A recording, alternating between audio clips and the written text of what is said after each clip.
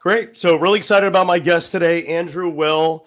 Andrew Will was in the Sutton Capital Fund Accelerator a little while back. And then I think what's just amazing is you just get to meet people in person after being with them digitally. I think it was a big thing with COVID. Everyone was digital, but it's still a magical thing when you build a relationship with someone. I think Andrew, I think you were in our Slack channel a while back. Mm-hmm. And, it's just that human connection. I personally am really good with faces. So like when I saw Andrew, I knew it was you. So we got to meet, I think a couple of weeks ago at the Dirty Job Summit, which is a really good conference. So excited to catch up with this new friend. I'm going to give a couple quick bullets on Andrew. He is the managing partner at Willpower Venture Capital, which was founded in 2024. Andy Will has 6 years of experience as an early stage investor across two firms, making 23 initial seed stage investments and 14 follow-on investments, held 4 board positions, 2 board observer positions across 2 institutions. He was at Zeal Capital Partners before that and Listen Ventures. He's also done a lot of public markets investing as well in the software space. And, he was at JP Morgan for some time and at Tom's Capital Management. That consists of about 6 years. Also part of the Kauffman Fellowship. He graduated in class 28, has an MBA from the University of Chicago Booth in business with concentrations in entrepreneurship and accounting. That's the high level bullets on Andrew. But Andrew, welcome to the show. I want to go a little deeper. I want to know who Andrew is. Tell me a little more about where you grew up, what your parents did. What did you think you wanted to do starting out in your career? Some of the maybe pivotal moments in, your decision-making. And then obviously we're going to talk about the origin story of you building Willpower Venture Capital, but excited to unpack all of it. And hopefully you're okay with me jumping in every once in a while with, follow-on questions. Yeah, please do. One, thank you, Joel, so much for having me on. I second that. It's just always a huge pleasure to go from a digital friend to an in-person friend as the world evolves. So it was really fun to spend some time together in New York a few weeks ago. And thanks so much for having me in this amazing community. I've been looking forward to it all week. But yeah, Andy Will, I'm the managing partner here at Willpower Venture Capital. Probably had a more esoteric path into venture more holistically. But I come from a military family. So my father and my mother were in the U.S. Army. My father for 21 years, my mother for 6 years. And so we moved around a lot as a kid from San Antonio, Texas, Little Rock, Arkansas, Manhattan, Kansas, Würzburg, Germany, and then the Washington, D.C. area. So my father was actually a facial reconstructive surgeon in the Army. And so when the war in Afghanistan started, we got stationed at Walter Reed Army Medical Center here in D.C. And he did a lot of facial reconstruction for soldiers coming from overseas. And so I considered this home. I moved out here in middle school and went to high school out in the DC area before kind of moving away for about a decade and coming back in late 2019. But it was really formative experience growing up that way because I never was in a certain location for more than a few years. And so you always had to kind of move around into different communities with different demographics, with different socioeconomic statuses, with remake friends. I always had my brother with me, but it was always, I always was fascinated with new communities, new problems, how solutions were being provided in both public and private sectors, et cetera. And I always had a really inquisitive mind. I had gravitated towards math and science and knew I wanted to pursue a career that was more quantitative in nature. And so coming out of that, I was fortunate when I was in Maryland to be recruited to play lacrosse at Notre Dame. And so I ended up committing to play lacrosse at Notre Dame, where I was a finance major as well. And kind of following in the footsteps of some of my teammates who pursued a career in investment banking, I thought it would be a great avenue to develop a skill set, a quantitative skill set, and really set the foundation for my career as I was figuring it out. I really thought going into college, candidly, as we were talking about, that I would be a medical doctor because that was my entire family are physicians, including my sister-in-law, my brother, my dad. My mom's a general dentist. And so always thought that was the pathway for me. But once I got to college, I realized there was more out there, one. And then two, it felt like I couldn't really manage the lab classes with my athletic schedule and my academic schedule. It was probably a cop-out, to be quite honest with you. But decided to go in a bit of a different direction career-wise. And so after I graduated, I ended up interning at a mid-market private equity firm in New York called Arsenal Capital Partners after sophomore year. Really enjoyed that experience, but knew I wanted to go the banking path and ended up getting an internship at JP Morgan and took a full-time job at JP Morgan after graduating in Manhattan. Spent about 5.5 years at JP Morgan, most of the time on the market side, trading equity derivatives, mainly in their software book. And so I've always been in and around public and late stage private software businesses and really enjoyed that asset class. Taught me a lot about risk management, fundamental analysis, macroeconomics, et cetera. But I got a little tired of being a market maker, to be quite honest with you, and wanted to go deploy risk into high conviction ideas. And we were very constrained coming out of the financial crisis in terms of the proprietary balance sheet positions we could take as market makers. And so I jumped over to Tom's Capital Investment Management after my time at JP Morgan, where started as a large single family office for a guy named Noam Gottesman. We managed about $1.5 billion of his assets. And then we actually ended up building an internal hedge fund while I was there and raised another $400 million in external capital. So I worked on the public market side, investing in public software businesses, late stage private software businesses. And then we had an early stage venture team as well, and started to work with that team on more early stage fintech centric investments, given my background.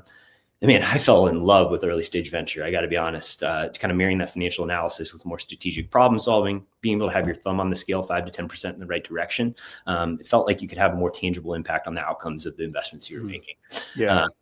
And please interrupt me at any time if anything comes up. But what coincided with that, and I'm a bit of an open book, and I don't say it for sympathy or anything, but my mom unfortunately was diagnosed with a terminal illness around that time, and it was a big reset for me mentally. I realized that life is too short. You're not promised tomorrow. You don't know how many years on this earth you get. And so you might as well make the most of them and do what you feel like you were really passionate about. And I found venture, and it really clicked for me. I had that light bulb moment that said, hey, I want to pursue a career in this full time. I think I can be quite good at it if I set my mind to it. And so no better time than the present. So I took a hard left-hand turn, decided to leave Tom's, and I ended up being fortunate enough to get into Columbia University and University of Chicago for business school. Chose to go back to the Midwest to Chicago for B school, was in the full-time program there, but also got a job at Listen Ventures in Chicago while I was in the full-time program. So really skewed my lat classes towards the night. And I was fortunate to place out of quite a few classes given my previous career path. And so I ended up graduating a semester early from Booth to move back to the DC area in late 2019. To start a venture fund called Zeal Capital Partners with my former partner. And we ended up raising, a little over 50 million for our first fund. We scaled that platform to close to 200 million in assets under management over a 4.5-year period and had some really strong investment performance during that time. And coming up kind of towards the tail end of that, I felt like there was a real opportunity to practice venture in a bit of a different capacity, kind of looking at the technological shifts, some of the changes happening in the market from allocators and how they're allocating, where the LP universe was going, et cetera, how liquidity and secondary markets were evolving, et cetera, and felt compelled to jump out on my own and start Willpower Venture Capital here in late summer last year, and really the fall is kind of when we launched things. We hit the ground fundraising and got to our first close about 2 months ago. And so we're active in the market, live. I have 3 portfolio companies that I just couldn't be more excited about. And I just wake up every morning so darn excited to go do this because I'm having an absolute ball. It's not easy by any means, but I feel like I'm doing exactly what I was meant to do, and just feel very fortunate to be in this position and be able to chat with amazing people like yourself. Yeah, thank you so much. One of the first questions I have is, what were some of the observations that you noticed when you were traveling to different cities? Maybe some nuances of different towns that you lived in. And, you said there was unique challenges, right? So different socioeconomic environments. So talk to me about that. And then talk to me about some of the skills that you had to build to adapt to different, networks and communities. And obviously in the military, there's different friends you got to made. But maybe a little bit about that, and then how that's cascaded into you, maybe context switching when you're looking at deals and investing. Oh, yeah. I think it was one of the more impactful periods of my life, to be quite honest with you, because we lived in San Antonio, Texas, which was a predominantly Hispanic community with the very different demographics. We lived on base, but I also spent a lot of time off base at Fort Sam Houston there. So seeing all different walks of life from our military friends who were in a very similar life position to us, to those outside the community who were in a very different, both culturally and in terms of the communities that they came from. And so that was a really formative experience. And that was the kind of first stop in my life in terms of where we lived. Then we moved to San Antonio, Texas, which was a very much blue collar, rural, white community. And so seeing that there was so many similarities between those communities in terms of their struggles, their lack of opportunities, their lack of a lot of higher education and skills development to kind of provide career pathways, et cetera. So I felt that communities were actually more aligned than they were divided, even though they came from very different areas, and then kind of moving to the DC area and seeing the federal government and private industry at a higher level, and more of a diverse community of all different walks of life interacting together in many capacities. And so, and I think the really unifying theme there was the constant moves. Every few years, you have to be good at building relationships with people, because it's either that or have no friends, right? Yeah. And so I think that was one of the reasons, honestly, I gravitated towards a career in venture, is that my entire life has been building trust and rapport with people in a quick manner, meeting new people, seeing new groups of people, being able to relate from life experiences in very different walks of life, et cetera.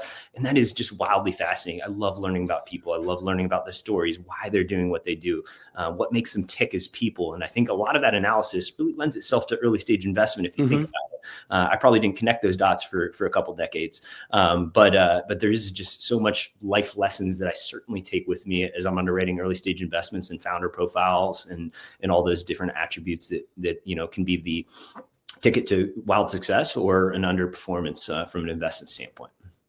When you started your career in middle market private equity, would love to know what was kind of going on in your mind in terms of like why you wanted to start out in PE, and maybe some of the areas that you worked in that you're allowed to share. And we'll love to know what you think makes a good private equity investor, like especially when you're thinking about middle market, and maybe for the audience, just educating people in terms of like how you look at middle market. Everybody looks at stages differently, right? Like early stage for you might be like, a little later than early stage for me. So would love to kind of hear a little education on just middle market and how you look at it. And then, just the DNA of a good PE investor. Yeah, no, it's a great point. And I think it is quite a bit different than a venture investor. And I would say first, the things that attracted me to it were some of the most competent and brilliant people that I've ever worked with. I mean, hands down, just like incredibly driven, incredibly technically sound, but then with operational experience as well. Once they own these businesses, they're, instilling their playbook to drive efficiency, to drive margin expansion, to increase the fundamentals of the business so that they can resell that asset over time at multiples of what they paid for it. And so you're blending this really unique knowledge set and team set, and your risk is very central, right? You're owning 100% or close to a majority stake in a business. And so you really have a control element there that you don't have in venture. So it's just a bit of a different flavor. And two, the thing that really was not quite the right fit for me is it's slower moving. Transactions take many months to years to complete. You're really going deep with a specific company for a long period of time. So I think it kind of lends itself more to the founder persona of going, miles deep on a certain topic or problem and really executing against that versus having your hands in a few different pools over time, as you do as a venture investor, and having many different line items in the portfolio, et cetera. And then two, it's just slower pace, right? Like the deals take longer. You're analyzing more factors. You're doing more financial engineering than value accretion, in my opinion, at times. And so I think there's different elements that are attractive and less attractive for certain people. And you really just have to know who you are as a person. Where does your personality fit? Because if you don't really love what you're doing, you're just not going to be able to work hard enough to find the ultimate success. And so that was kind of my calculus in private equity. I think I could develop the skill set. I think I'm a quick learner on that front, but I don't know that I would really enjoy it to the level that would be required of me to be great at that. And I'm the type of person, if I don't believe I have the ability to be great at something, it's less enticing to me. I'm very much an all in or all out type of person. And I think that was a lot of the driving force that led me to start Willpower as well, is I want ownership over something to really drive it the way that I feel like it needs to be done to find ultimate success. And when you define middle market, what's kind of like the gross revenue and maybe like the EBITDA that you guys are looking at as kind of a potential portfolio company? And how does kind of like the investment, I know the diligence process is months and months, but what are some of the nuances that you've seen that are different with that whole investment process? I know there's a whole lot of financials that you got to look at where you don't have that data in venture, but there's also just probably a lot more compliance and diligence things that you got to do as well. Oh, absolutely. I mean, they're more heritage, typically services-based businesses, less recurring revenue models, less software forward. They are typically heritage industries that are really well known, well understood. They might not be very growthy. They might be stable to slightly declining. And so a lot of the analysis is around the market dynamics, the business fundamentals, like what are the cyclical tailwinds that are going to drive growth in the market or lack of growth, et cetera. And so I think it's changing also quite a bit. I mean, it's been 16, 17 years since I was there. And so they're significantly bigger as a firm from when I was there. They were just getting started. But typically mid-market to me would be companies kind of in the few hundred millions of dollars of enterprise value to kind of $1 billion roughly, would be in that mid-market range, maybe a couple billion. And the EBITDA multiples are all over the place. I think typically a really strong, the ones that we were looking at are typically 10 to 20% type EBITDA margin businesses that have pretty strong free cash flow elements to them. And so it's just a very different calculus, and it's very much centric on the financials tell the story. The management team is a factor. There's no doubt about it, but you're also control investors. You can always change the management team. You can replace individuals. You can step in and operate yourself. And so there's a lot of, I think the big difference between venture and heritage mid-market private equity is that control element, because really we're betting on the jockey. We want our founders to be in that seat. We want that management team to really, express their vision over time, execute against it, and build something of deep value. In the private equity sense, in my opinion, again, I've a very limited experience in private equity, so I'm sure there will be other listeners who send me an email and tell me why I'm wrong. But I think it's a lot more on the financial engineering, financial analysis, and seeing how it fits into the market. And as far as ARR, so you said about $200 million in enterprise value. So what's kind of like the annual run rate that was kind of a good target for middle market for your guys' firm? Yeah, I think it's because they're mainly services business. They're typically not recurring revenue multiple revenue models. They're not quite valued. They're not valued like a traditional SaaS business from a multiple perspective, right? And so I think anything, depending on the sector and the business model, anything from like 1 to 2 times revenue to 4 to 6 times revenue at the upper end of the range.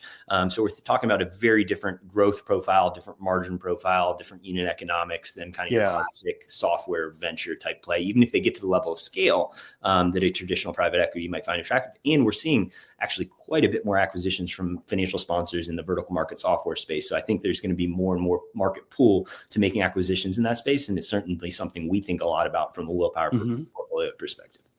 And then even in those software business, I mean, those non-software types of businesses, I think the opportunity, we kind of heard about this at the Dirty Job Summit, there's a little innovation that's needed to kind of completely transform the industry, right? So if you add a little bit of like I forget what it's called, but it's like a chip or like a module that you can add to kind of, I think it's called like an RF, like a microcontroller, right? Like there's, I learned this because I used to work, I did an internship at like a large food company, and they would add these Band-Aids to like innovate in the supply chain, and they use these things called programmable logic controllers, and they're like little things that you can add on to like make things a little more efficient.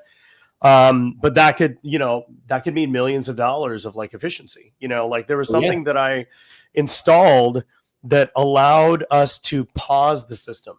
And this is like a very legacy focused manufacturing system for food processing, but like just pausing the system instead of turning the system off. That's like 2 hours of the productivity, which is like, probably like $10 million a year in like cost savings.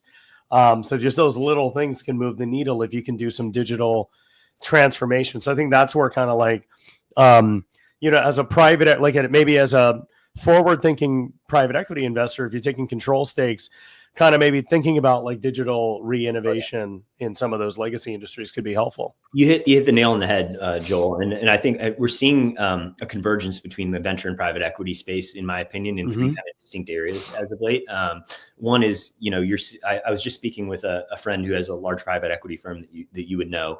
And he was just paying me on the side. He's like, what kind of like SMB type agentic workflows are you looking at from an investment standpoint that would benefit some of our portfolio companies, and how we kind of, drive efficiency within the portfolio, et cetera. And we had a really robust and fantastic conversation about that. And I can tell more and more people are thinking about ingraining a lot of these AI workflows within their majority stake positions in their private equity firm to drive margin expansion, to drive better economics, to drive better return profile for their hold period. So that's kind of one area. Two is you're seeing, I think there was a report about it in TechCrunch, and one of my previous investments from Zeal is actually pursuing this strategy right now, is building an AI tech stack and then acquiring heritage services businesses as a roll-up strategy with the core technology offering to drive more efficiency. And you're seeing, I think Khosla is looking at this, General Catalyst has looked at it, or maybe done a couple of deals in this, and it's becoming an emerging theme within venture managers side of things. And then three is I'd probably have 5 or 6 friends from college and business school who have pursued personal roll-up strategies, right? Is where they start buying small businesses, leverage SBA loans, looking at mom and pop kind of boomer businesses that are retiring, don't have a family legacy to hand off the business to, and this is part of their retirement pool. But they typically don't have landing pages, they don't have SEO, they don't have all this low-hanging fruit from an digital optimization standpoint. Becomes a really attractive business model, and people have done really well with that. And so I say all to say is I can feel it converging over at an accelerating pace over the last 6 to 12 months. And I think it's incredibly exciting. So we saw the news. I mean, I think probably about maybe 3 to 4 weeks ago, Tribe Capital is building a roll-up focus strategy as well. So what's really interesting is I think we saw a lot of these firms develop RIAs because they're essentially just managing the wealth and providing investment advice. But, to your point, there's huge opportunity to come in and actually own a significant portion of ownership to get better upside. And then they have teams already. Like if you think about Andreessen Horowitz, they have this whole operator team, right? These people that come in, and I was actually going to, push out a post this week. There's a role in private equity called the operating partner, where you come in and you actually are these people that come in and they just jump in and pinch hit on all these different deals and help them get to come in and work on a specific AI company and get them to 20 million in revenue. And then when that's done, they come in off the shelf and work on another project. So I think there's a whole insurgence of these operating partners that are coming out and supporting a roll-up strategy, essentially, right? Because that's how they scale. They got this team of marketers, team of sales reps that can pretty much close for any kind of business. And then they got the dev teams. And then now with AI, you can cut and paste different workflows into a new vertical. So I think that's pretty interesting. Oh, I couldn't agree more. I think it's super interesting. And the cynical side of me thinks a little bit that a lot of these kind of large multi-stage funds have gotten so big that they just have to deploy large quantums of capital. And this is a pretty fantastic model to deploy large quantums of capital into. And not to say it's a good or bad investment. I think on average, it is a good investment if done the right way and have the right expertise and have the right operating partners to kind of build that strategy from the ground up. And they certainly have enough money to do it. But I think it's more a reaction to the large fund model and expanding fund models over time versus, hey, we can make venture type returns on this exact model, because I think on average, from a multiple perspective, you're just not going to see there's very little potential for a 100x type of outcome in this strategy versus a pure software strategy like you've seen in driving that power law dynamic. Now, I think it has probably lower loss ratio, better risk adjusted return profile. There's probably a justification to have a barbell type of strategy in the portfolio for a fund of that size. But I think it's really interesting thought exercise to say, not only are these good investments, where are they happening, but why are they happening? And what's the driving force here? Is it AUM or is it opportunity set? And I don't know if I've shaken out in terms of my opinion of that. Yeah. And I think to your point, these mega funds and franchises, essentially, they have to offer different products to offset the disadvantages of maybe the products that their LPs are currently bought into, right? So if you're only doing venture, it's heavily illiquid. There's no redemptions or there's no ways that you can pull out, right? Because it's not liquid. So to offset that, maybe there's a roll-up strategy where there's some more ownership and probably a faster sale time that's much more favorable than just leveraging secondaries, right? At a higher ownership. And then when I think about it, there's private equity with a roll-up strategy. Then there's venture studios where they're building a bunch of ventures and crashing them and then hoping that one will stick based on the parameters that they set. And then there's a whole search fund methodology, right? Where you're essentially kind of in my mind, the way I think about it, it's the Harvard grad that's pretty much giving himself a job, right? He's kind of giving himself a CEO role to operate a company, where private equity, they're the capital allocator, but they do have the decision-making power to, completely remove an entire team and turn a company around, but they're not coming in to stand in always as the CEO. They might have to every once in a while, but like, I think the big delineation between, the PE with the larger ownership versus the search fund is, the search fund is, in my mind, and you tell me how you think about it in terms of those three different, approaches. I feel like the search fund, you're kind of coming in as a CEO until you maybe replace yourself.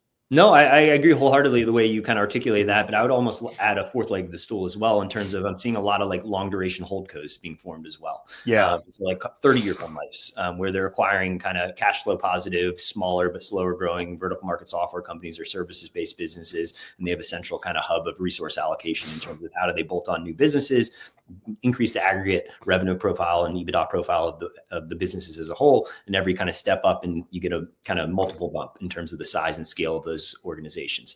And so I went to a conference down in Longboat Key at the end of last year around holdco strategies where you had like folks from Constellation and kind of more emerging brands like that in the market. And man, I took so much away from that conference in terms of like how they're setting up, what are the things they're paying attention to. And a lot of it is, what do I want to avoid as an early stage vertical market software investor from a venture and power law perspective, where, we don't want an exit that they're looking for. We might have a few of them, and we're certainly happy to facilitate those transactions, help generate cash flow for our investors and generate a good result for our portfolio companies. That's actually a core part of our strategy. But I wanted to identify those characteristics that they're looking for in those businesses so that we can kind of, one, see if we have companies in our portfolio that fit that criteria and it's a good exit opportunity for them, we'll certainly help them with that transaction. But two, how do we actually avoid getting into those scenarios when we're getting into net new investments? A fifth new one, like a fifth stool, I would say, or a fifth leg, I guess, of the stool that has been quite novel. And I don't really know what the name of it is, but I've seen the consulting for equity model emerge too. So marketing agencies, the problem is, if you're trying to charge a retainer or if you're doing like sales consulting or whatever service you're doing, if you're not successful in those 2-3 months, the retainer expires and now you got to find a new client, hopefully to give you fresh retainer revenue. And you're kind of, you're strapped on capacity to do a good job. So, I've seen some people that have done really well that don't need the cash flow, based on whatever their service is, to actually deliver consulting services in exchange for equity. But the kicker for this is the equity is not phantom paper equity like we see in venture. The equity is actually in the form of distributions. So that's something that I thought was really, so you'd actually get cash, but you only get cash if you deliver that performance. And there's also an equity ownership stake in the company. And I think that could be really interesting too. If you're like starting out of college and you can't get the SBA loan, you can't get funding, but you can deliver services for people, right? Like, hey, maybe what I'll do is I will arrange like 10 LP meetings for you. And in exchange, like because of that service, you give me some of the GP stake or you give me some equity or some carry or something like that. Maybe in combination with a little bit of cash, but like a lesser amount of cash than it would be like of a salary. And like the upside is that you get that equity, which you would only get that equity if you had capital, right? So that's I don't know what that category is, but I just think the consulting for equity model is something that I've been seeing a little more. If you're not able to raise capital, or if you don't prefer to raise capital, or if you don't have the capital. I couldn't agree more. I'm definitely seeing a lot of that in the market. And I would say one of the things that I advise our companies and just companies that I talk to on kind of engaging those type of relationships, whether it's consulting or if it's just advisor who's going to have some type of equity stake in the company, et cetera, is to just make it really milestone based in terms of hard data of what value they got. Because candidly, I'm trying to do it without, completely divulging this. But I know an individual who's a very early advisor of a large neobank that may or may not be IPOing this year, who maybe worked with the company 2 or 3 hours in totality. You're going to make, 8 figures on this exit. So, if you hire a coach for equity, right? What is a tangible, I think there needs to be cash coming in the door, right? So if you're doing sales and bringing in real money in the door, that is like hard, tangible lifeblood results, right? Versus like, oh, I coached you for 2 hours. So exactly. Give me 10% equity in the company. And it might be great. It might be worth it 100%. I always just try and make a point system, right? Like whether it's hours worked, whether it's introductions made, whether it's, however you want to structure it. But I do encourage people to be very thoughtful about that, because once the equity's gone, it's gone. And so you really want to make sure that you're getting the value for those, because that's the other thing is when people are distributing equity, they don't think about it in dollar terms as well, right? And so if you have a $10 million company and you give them 1% of equity, you're giving them $100,000. Yes, it might not be fundamentally valued that way yet, but I think you have to train yourself in thinking in that manner if you're confident in what you're building, et cetera, and you will make different decisions in terms of how you structure those relationships. Yeah, and disclaimer: always talk to an attorney. I know some really great ones, please. but I would say, the only thing I would say is, we do in venture land, we do have some of these templates. Like we got the FAST agreement, and I think I've used the FAST agreement in the past, and it is kind of structured in a way where it is bound by either cash or equity, and then there also is some hours of commitment as well to earn that. So I think that's interesting too. But you always want to probably talk to somebody that's qualified that can, especially if it's impacting your ownership or control in the company. So it's definitely important. If you were to hire somebody, and we'll talk about venture in a few minutes, but if you were to hire somebody in middle market private equity, what's kind of the hard skills and the soft skills and maybe culture fit that you would look for? Yeah, I think it's evolving. I think one is, I think almost all mid-market buyout companies tend to hire out of banking programs to your analyst programs at investment banks, just because you're getting that core modeling skill set, right? You're doing it day in and day out, multiple times a day, many hours a day for 2 years. You're a rock star at modeling by the time you're done with that program. And that's a big part of being a private equity analyst, right? You're modeling out the financials. You're doing a lot of the grunt work around making sure all the information is there. And so that the more senior folks can really underwrite the investment and decide, do they want to do this? How do they want to operationalize it, et cetera. And so from a skill set perspective, it's very quantitative. So you want to be able to display either, I think they tend to gravitate towards finance majors, accounting majors, mathematics majors in undergrad, who typically have some banking experience. I think the old guard typically will give you a 2-year contract to come in at a mid-market buyout shop with the knowledge of saying, hey, you're going to go to business school and we'll, either sponsor you at business school or we'll hold your role, or they'll just turn it out and hire someone new. There's many kind of structures there, but kind of the old path is, hey, be an analyst at private equity, go to business school for 2 years, come back as a senior associate and kind of climb the ladder that way. I think it is shifting just because I don't think business school is perceived quite the same way as it was previously. And there's more flexibility in outcomes, but I think it really comes back to that core technical financial skill set that is a necessity to go do that work. And it's not rocket science by any means, but they want you to be very competent going into that.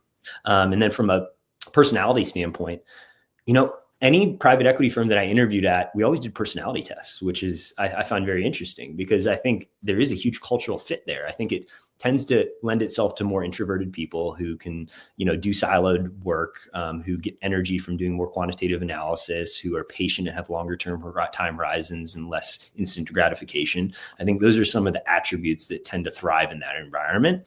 And me personally, I'm a little ADD. I like to move quick. I don't know if you can hear how quickly I speak. I love to build relationships with people, et cetera.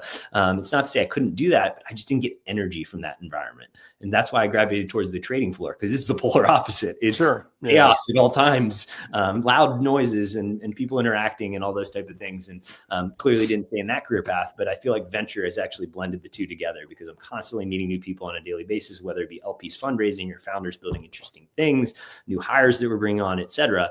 That is something new every day. We're learning every day. It's something that's incredibly exciting to me, and it really fits my personality. So that's what I always encourage people is take personality tests, be really introspective about who you are as a person and what skill sets you think you have and give you energy, and then pursue a career path that fits that mold. And so it takes testing. I went on a few before I found what I believe is right for me. And I plan to do it. No, I mean, I hear I've pivoted my career like 3 times. So I got the same question for venture, but one dial tighter with kind of aligning with your culture. So tell me about the values of Willpower Venture Capital and what you look for from a culture perspective when you're looking to make your first hire. And then also the, obviously the technical skills that you're looking for and the soft skills.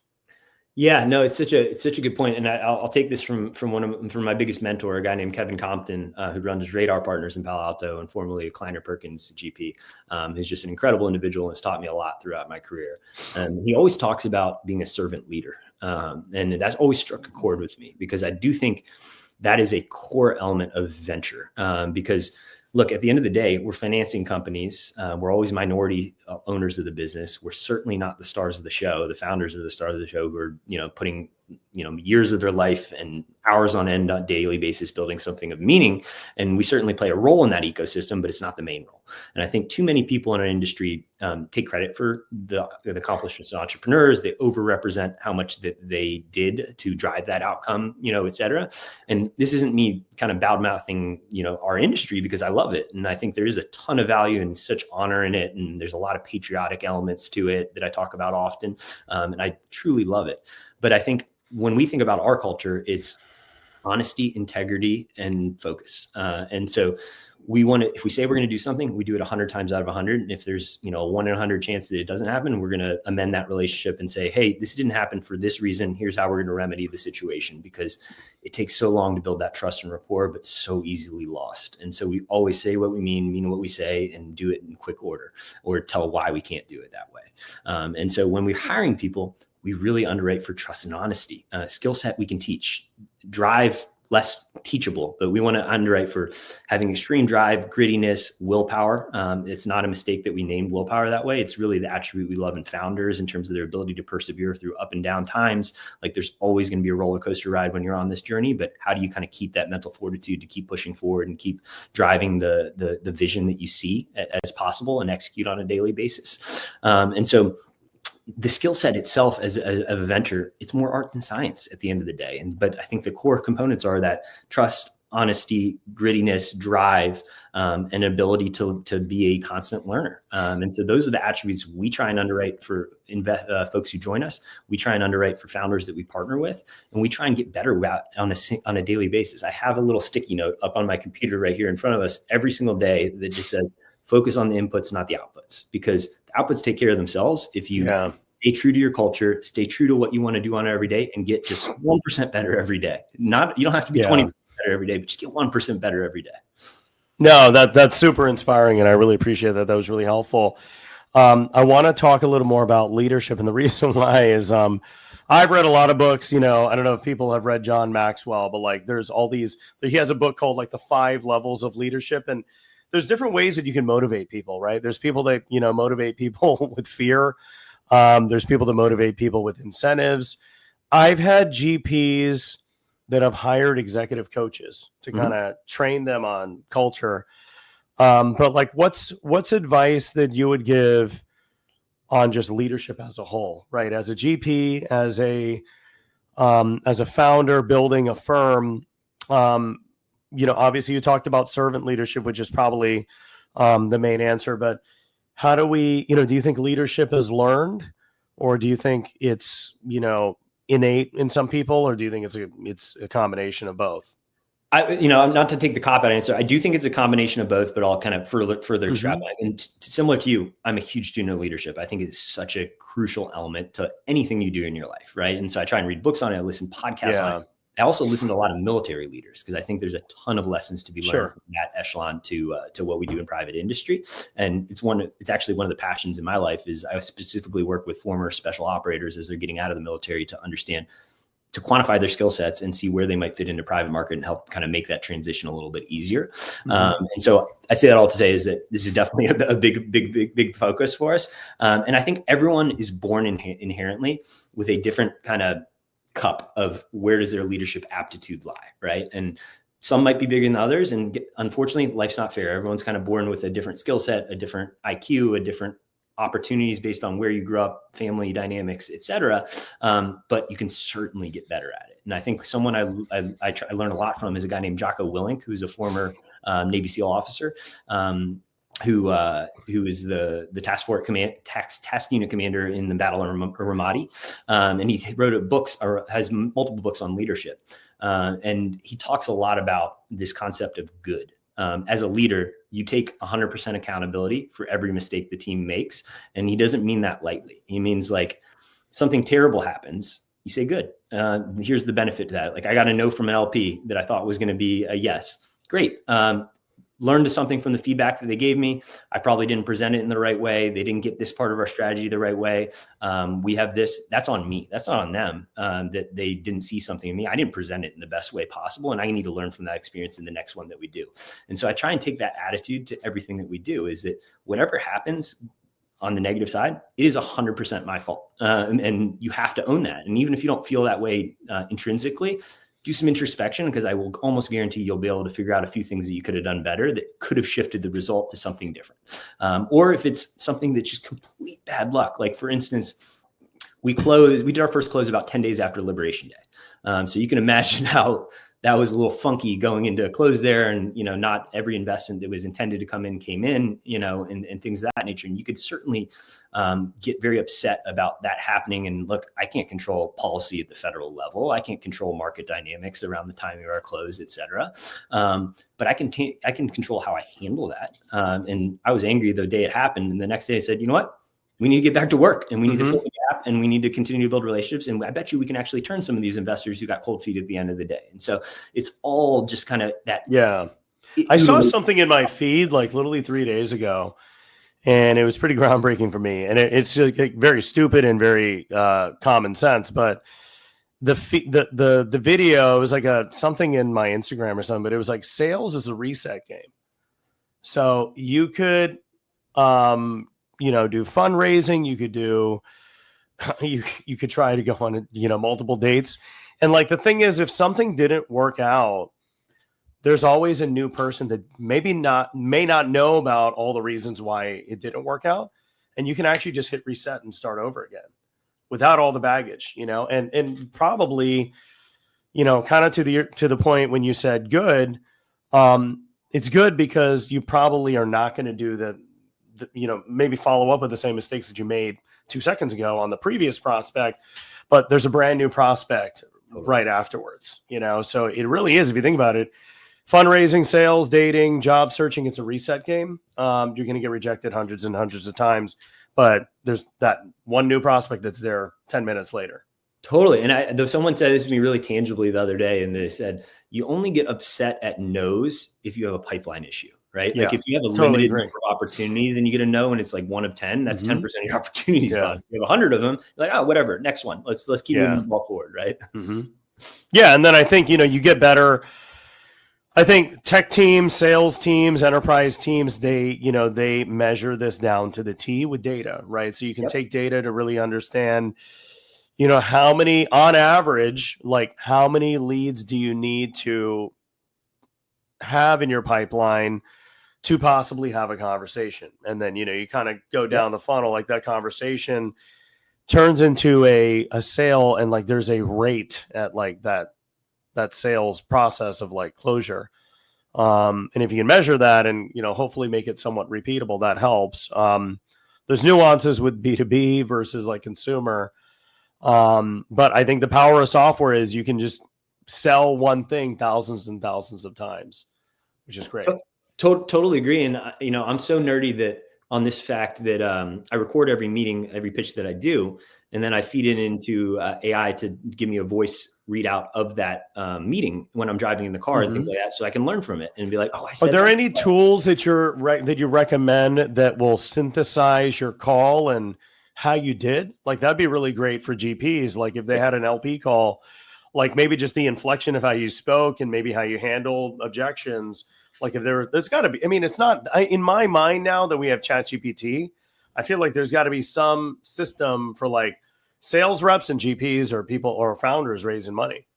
That definitely exists. Not quite the level of granularity you're talking about. I know a lot of people in the industry use Granola, and they just had a big financing, and everyone loves that service, and I think it's fantastic. Yeah. So Granola is kind of the closest one. It's kind of or Tactic is what I use. It's very similar to Granola on that side, but it gives you the output of the transcript. It has really fantastic AI summaries of what exactly happened. You can convert it to a podcast and like listen to the verbiage that way via Google's.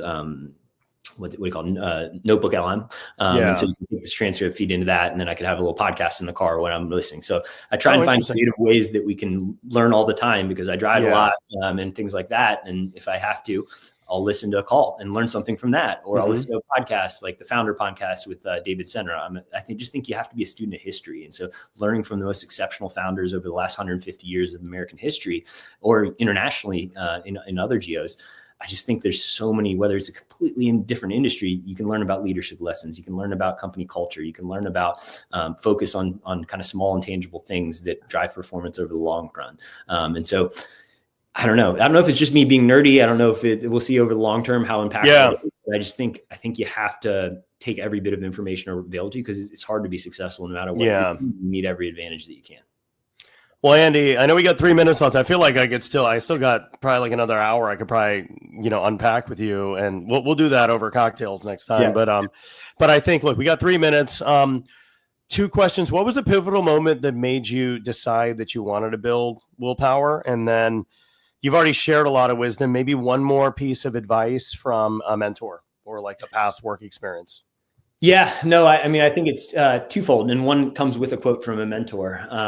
And I'd say the first being, I was on the first paternity leave that I was able to take actually for my third child, when I was thinking about willpower in earnest. And so I had a bit of time for 3 weeks to be at home with my family and to just have some time to sit down and think about, what do I want to get out of the next couple of decades of my career? Like, this is a long game. We're going to be doing this for a long time. So what is going to drive the most value, the most happiness, the most opportunity, et cetera. And so I started to kind of think about, like, what do I want to build, and what are the shifting market dynamics? Why do I feel like I need to build something? Because it's easier to go join a firm that's already established. But if you think there's a new concept to be had, a new way to operationalize things, then you need to go build it yourself. And so fast forward, I flew out to the Bay Area to meet with my kind of 3 core mentors.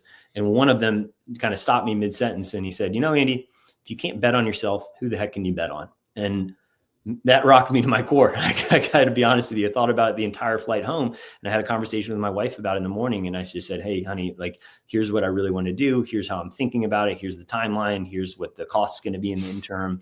Here's how it's going to affect our family, et cetera. And I had her full confidence to go do it. And so I like to leave it with it. I could never do this without my wife. She is my rock. She's an amazing person. She keeps me focused when I have moments of doubt in myself. She keeps the family train running on time, et cetera. And so without her and without my mentors, I just don't know if I'd have the stamina to go do it. And I'm just beyond thankful that we have, because I can see the light at the tunnel getting brighter every day. I'm having an absolute ball every day. I'm learning 10 times more than I ever have in my career on a daily basis. And so, if I'm a betting man, which I am, I think it'll be a good result in the end, but it only comes with work. It's not going to happen unless we keep doing this every day. Yeah, no, I totally agree. I think if you've got family and you've got your health and you've got a support system, you can literally do anything you want, but it's not going to be a smooth sailing road. I mean, so that's really what's going to help you mentally to be resilient, along with physically, to have the willpower as you stated. And then, and just kind of being able to handle like whatever comes at you. So I think I totally agree with that. I was going to say something else, but I'll share that later because I can't remember it. But one thing I actually forget, you mentioned that I just forgot to bring up, because I do think it's important, and sorry to push us over a minute. No worries. Is the physical resilience side of things. I do think that's huge. I get up every single morning at 5 a.m. and work out every single morning, because I built a home gym in my basement, because it's just such a huge element to, if you're feeling good physically, if you're more clear mentally, you have more stamina to work harder, you have more enjoyment, et cetera. And I think it is a missing link that we need to normalize in the professional senses. You can still work 15 hours a day and still work out. They're not mutually exclusive. You could throw a few push-ups in between meetings, et cetera. There's many ways to do that, but I do think there's an inextricable tie between physical readiness and mental readiness. Yeah, no, I totally agree. Well, Andy, this was amazing. Really appreciate you opening up about everything and sharing your story, many levels deeper. And I know the community really appreciates it, and, appreciate all that you do for the founders as well. And you taking the time out to come in here and educate us. No, thank you so much for welcoming me into the community, Joel. It was an absolute pleasure. And, I'm just very thankful to call you a friend and then get to spend some time together in person, and hopefully much more of that here in the near future. Yeah, likewise, Andy. Take care, and everybody else have a great day. All right. Thank you so much. All right. Bye.